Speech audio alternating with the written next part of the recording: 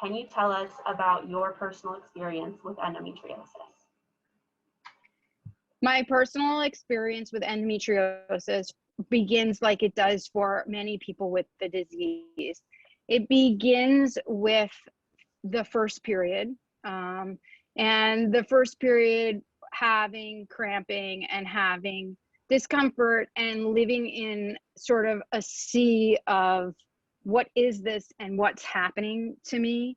So it begins right in the teenage years from the first period. And I'm going to say weaved in with that is the shame that so many with endometriosis feel, because this period is not the same as somebody else's period.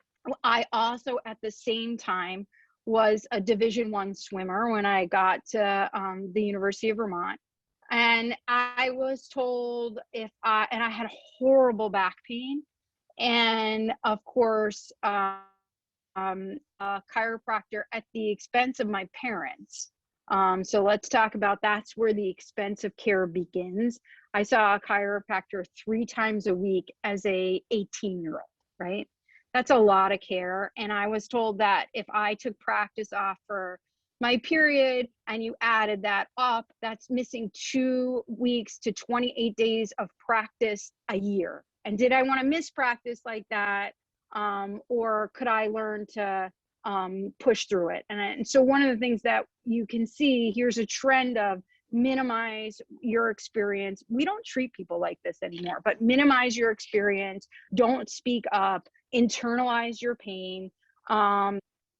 So I learned very early on that what ailed me could be fixed by things I try to buy, right? Chiropractic, I paid out of pocket. I did a lot of cranial sacral therapy. I had an accident where I was kicked in the jaw on a rescue, and they blamed well, you had a traumatic brain injury. That's why your periods are so bad.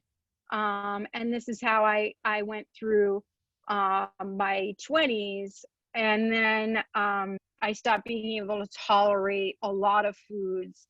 And if I ate certain foods, I would have squeezing in an area of my belly and then either have diarrhea or throw up. Sorry, we're going to do the whole thing this way. And then I would have very, very painful bowel movements, and I would keep trying, like, what food can I give up? What can I add? What could I like? How can I do this? And I would go to I went to the gynecologist when I was in at the University of Vermont, and I was told if I couldn't insert a tampon or if I couldn't have sex, that I should try some wine beforehand, that would relax my pelvic floor. So I can say that at least 50% of my patients were told the same thing. So don't be shocked. I see the look on your face. Don't be shocked by that. And they're still told that. I can say that about 26, I went back to a gynecologist, and she stuck in the speculum, and I screamed. And she looked at me and she said, I'm a woman, I've had it done. It's not that bad. The last year before diagnosis, I saw 14 doctors. I think 6 of them were gynecologists. I went down to see her, and she was like, well, nobody even bothered to do an ultrasound. This entire time, nobody's bothered to do an ultrasound. And I've really only had MRIs of my back. And she felt that I could have something called endometriosis, and I should go online and look at what it is. But when I do it, don't waste my time with something called ablation or any of the drugs, because there's this new surgery called excision surgery. And the reason why you get that is because endometriosis has multiple presentations. It could be black, it could be red, or it could be clear. And you have to go to someone that can recognize that. Otherwise, you'll suffer the rest of your life. My experience with people with endometriosis is that our diseases are all different, but our diseases in some ways are all the same. And the majority of people with endometriosis have gone 8 to 10 years without diagnosis. I know that I described a 23-year battle. I would say that that's not so uncommon. Their trust in physicians has been manipulated, and they've almost been abused by the system. in terms of interventions and things like that.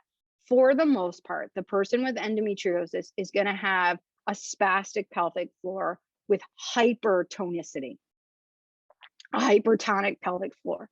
So that means that everything is tighter and in spasm.